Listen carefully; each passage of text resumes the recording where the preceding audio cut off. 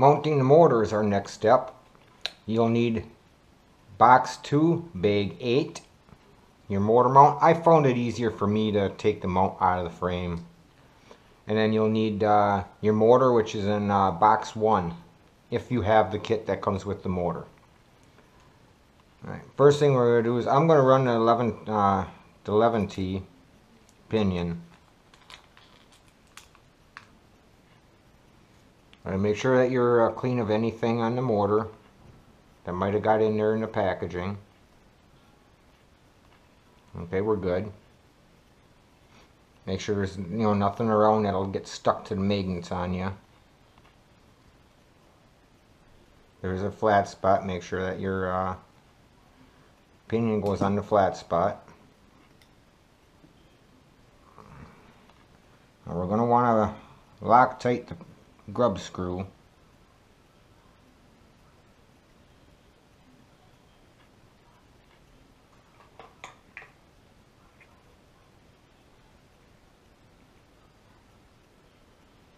You don't want a lot. You want enough to hold it and make it sure it's really secure, but you don't want so much where if you go to remove it, you can't get it out. Can't get it out.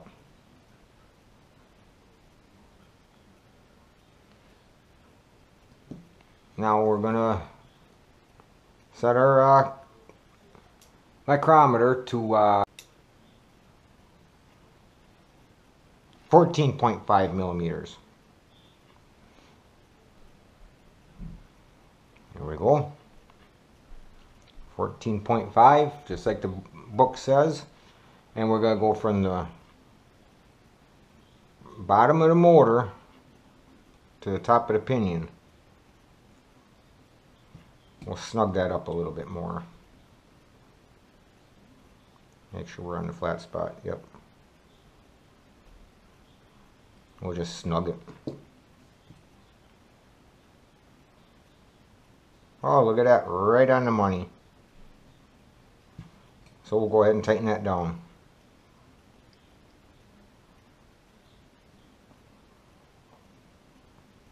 Now double check it. Right on the money. Just as they show on there. I'm going to double check my tightness here. That's good. That's good. Alright, now you want to mount your motor with the wires toward the front. Especially with this motor. You want to mount it to the front for hooking up to your speed controller. So what we're going to do is, seeing as how this goes to the front, we're going to mount it like this.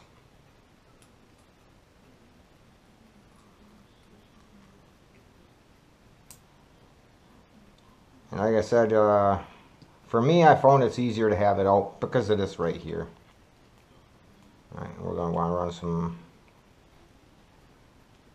Okay. There's no washers or anything. Just got to run our Loctite on here.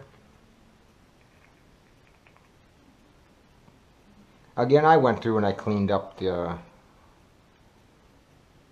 I cleaned up my screws before I started doing this.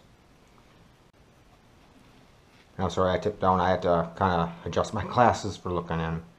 Now I'm not making it tight because I'm going to have to rotate it a little bit. I'll torque it down once I get the other ones in.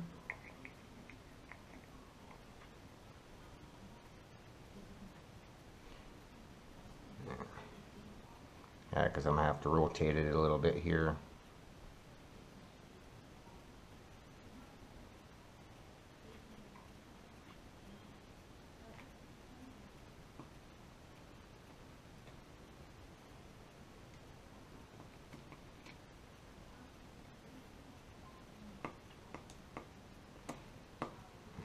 I'll tighten them up a little bit there because that third one should go right in.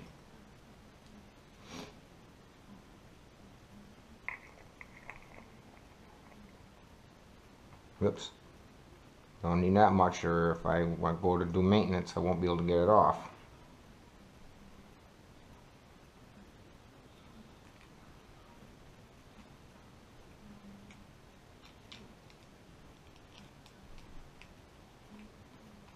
once you have them lined up there, then just go ahead and torque them down.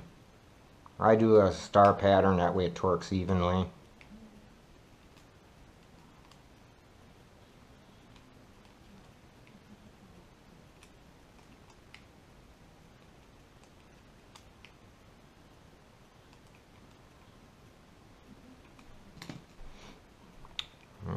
Here we have our motor.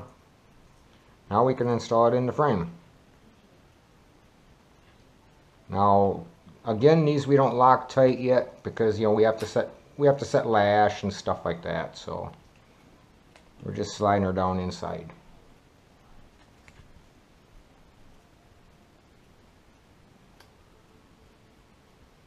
One feature I really like is that lip to keep the battery from sliding back into the motor.